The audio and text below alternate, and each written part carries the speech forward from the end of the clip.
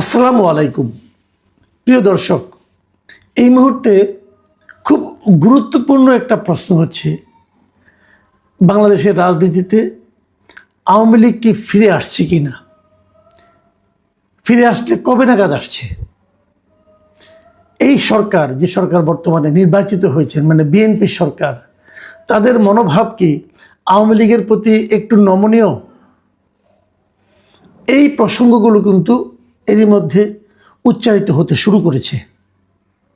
এবং আপনারা জানেন, আমি শুরু থেকেই বলে আসছিলাম যে আগে পূর্ববর্তী অন্তর্বর্তীকালীন সরকার, তার যারা সহযোগী ছিলেন এনসিপি অথবা জামায়াতে ইসলামী, যাদেরকে আমরা বলি না কেন, তাদের মধ্যে একটা অ্যাটিটিউড ছিল যে আওয়ামী লীগ কোনো পলিটিক্যাল পার্টিই না।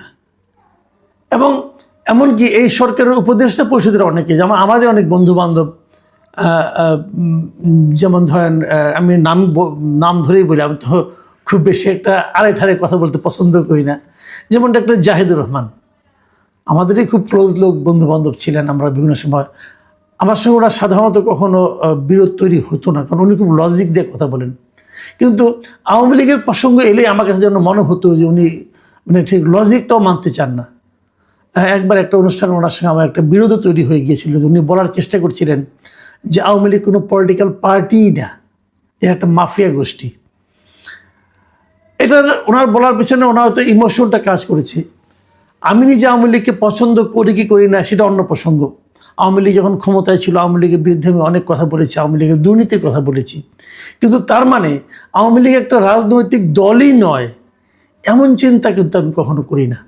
যেমন আমি বিএনপি সম্পর্কে অথবা জামাত সম্পর্কেও, যখন আওয়ামী লীগ যখন ক্ষমতা ছিল, তারা বিএনপি এবং জামাতকে নানাভাবে কোণঠাসা করার চেষ্টা করেছিল, আমি কিন্তু তার বিরোধিতা করেছি।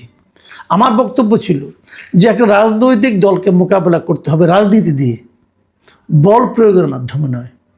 রাজনৈতিক দলকে যদি আপনি অপ্রাসঙ্গিক করতে চান, সেটা জনগণ করবে, আপনি গায়ের জোরে করতে পারবেন না। আমি সবসময় কথাটা বলে এসেছিলাম। যে কারণে আওয়ামী লীগ সম্পর্কে আমার সবসময় বক্তব্য ছিল যে আওয়ামী লীগ একটা বড় রাজনৈতিক দল। এদেশে একদম প্রত্যন্ত অঞ্চলে সাধারণ মানুষের মধ্যে এই দলের প্রতি এক ধরনের ফিলিংস কাজ করে। আওয়ামী লীগের মতো এত সংগঠিত দল বাংলাদেশে দ্বিতীয়টা নেই। এটা হলো বাস্তবতা। আওয়ামী লীগের যারা নেতৃত্বে থাকেন, যারা নেতৃত্বে ছিলেন, তাদের কর্মকাণ্ডের কারণে এই দল নিজেও ক্ষতিগ্রস্ত হয়েছে, দেশটাও ক্ষতিগ্রস্ত হয়েছে। এই দুটো বক্তব্যকে আমি মানতে রাজি আছি, যার ফলস্বরূপ আওয়ামী লীগকে আজকে বিপদে পড়তে হয়েছে। সেই জন্য আমি দায়ী করবো কাউকে, আওয়ামী লীগের নেতৃত্বকে, কিন্তু দল ইটসেলফ আওয়ামী লীগকে দায়ী করার কোনো সুযোগ আছে বলে আমি মনে করি না। আমি নানা রকম উদাহরণ দিয়ে নানাভাবে এটা অনেক দিন ধরে বলে আসছি।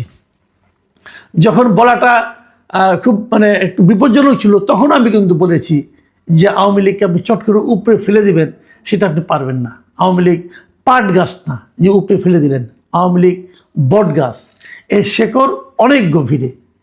সেটা কিন্তু আমরা দেখছি। গত 18 মাস আওয়ামী লীগের উপরে যে স্টিম রোলার চলেছে, তার বিপরীতে এখন আমরা কি দেখছি? সারা দেশে বিভিন্ন জায়গায় আওয়ামী লীগের লোকজন কিন্তু আস্তে আস্তে সংগঠিত হচ্ছে। আওয়ামী লীগের অনেক অফিস খুলছে, এবং আমরা এটাও দেখেছি যে বিএনপির নেতৃবৃন্দের উপস্থিতিতেই আওয়ামী লীগ অফিসের তালা খুলে দেওয়া হচ্ছে। এটা কি প্রমাণ করে যে আওয়ামী লীগের প্রতি বর্তমান সরকার এবং সরকারি দল তাদের একটা নমনীয় মনোভাব পোষণ করেন? এবং এটা করার সময় একটা সম্ভাবনা কিন্তু আছে। এই কারণে বিএনপি দেখেছে যে তার এতদিনের মিত্র, তার দীর্ঘদিনের মিত্র জামাতে ইসলামের ভয়ঙ্কর চেহারাটা, এটা বিএনপি কিন্তু এর মধ্যে দেখে ফেলেছে। বিএনপি বুঝেছে যে সুযোগ পেলে জামাতে ইসলাম কি করতে পারে। এবং এই জামাত যে প্রায় 30%-এরও বেশি ভোট পেয়েছে, বিএনপির নেতৃত্বের একটা অংশ মনে করে যে এটা আসলে আওয়ামী লীগের ভোট। এবং যদি তারা আওয়ামী লীগকে দীর্ঘদিন দাবড়িয়ে বেড়ায়, যদি আওয়ামী লীগকে মাঠে নামতে না দেয়, তাহলে হয়তো এই ভোটগুলি কিন্তু জামাতের সঙ্গে যে যুক্ত হবে, যে শক্তিটা জামাতেরও শক্তি হয়ে দাঁড়াবে, এবং সেটা বিএনপির জন্য আরও ভয়াবহ পরিণতি নিয়ে আসতে পারে। আমার ধারণা বিএনপি এই ধরনের চিন্তা থেকেই আওয়ামী লীগকে ধীরে ধীরে রাজনীতিতে মাঠ ছেড়ে দেওয়ার কথা ভাববে। এবং যদি সেটা ভাবে, তাহলে কি দাঁড়াবে? আমি হাইপোথেটিক্যালি একটা কথা বলি, ধরেন আপনি আগামী নির্বাচনে যদি আওয়ামী লীগ মাঠে থাকে, যদি বিএনপিও মাঠে থাকে, যদি জামাতও মাঠে থাকে, সবাই যার যার পূর্ণ শক্তি নিয়ে থাকে, আমার ধারণা জামাতের ভোট আবার তার আগের ওই 2 অঙ্কের নিচে নেমে যাবে, মানে 7, 8, 9% মধ্যে চলে যাবে। যেটা এবার 30-31 পেয়েছিল, এটা আসলে সে পাবে না।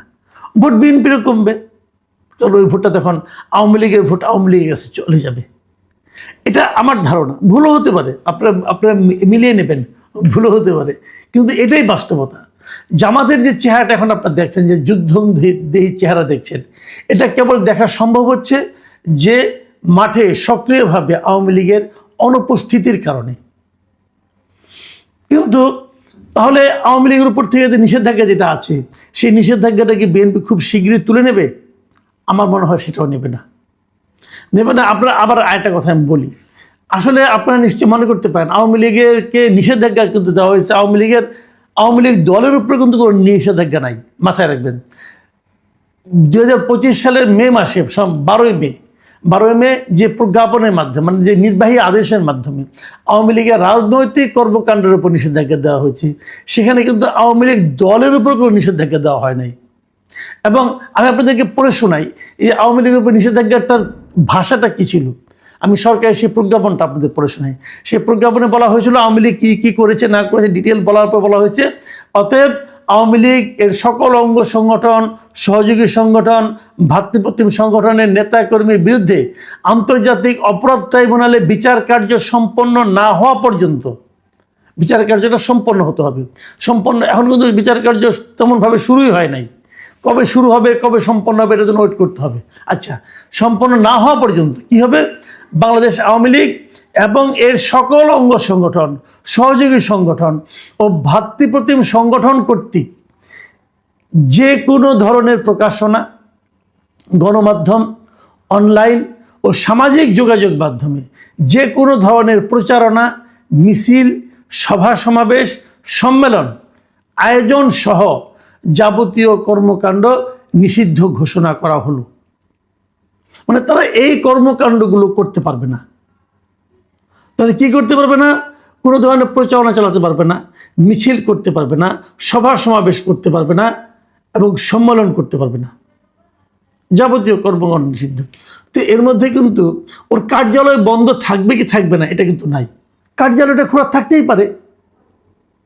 কার্যালয় খোলা থাকা মানেই তো এই নয় যে সেখান থেকে প্রকাশনা হচ্ছে, গণমাধ্যমে কোনো ধরনের অনলাইনে সামাজিক যোগাযোগ মাধ্যমে কোনো ধরনের প্রচারণা চলছে, মিছিল সভা হচ্ছে, তা তো না। কার্যালয় খোলা থাকতে পারে। কাজে আমি মনে করি আইনের এই যে নির্দেশনা, এর মধ্যেই কার্যালয় খুলে রাখার একটা সুযোগ কিন্তু রয়ে গেছে। যদি সেটা হয়, এবং আমার ধারণা সেটা এখন হতে থাকবে আস্তে আস্তে, এবং আমার এটাও ধারণা আওয়ামী লীগ যদি সেন্সিবল হয় তারা তাড়াহুড়া করবে না। কারণ তাড়াহুড়া করলে পরে বরং বিএনপি একটা চাপের মুখে পড়তে পারে, বিএনপি, জামাত অথবা এনসিপি চাপের মুখে পড়তে পারে। কাজে তাড়াহুড়া করার মানে হলো বিএনপিকে বিব্রতকর অবস্থায় ফেলে দেওয়া। আওয়ামী লীগও সম্ভবত সেই পথে যাচ্ছে। যতটুকু আমি বিভিন্ন পত্রপত্রিকা পড়ে জানলাম, আওয়ামী লীগের যারা হাই কমান্ড আছে তারা হয়তো সেভাবেই অগ্রসর হচ্ছে।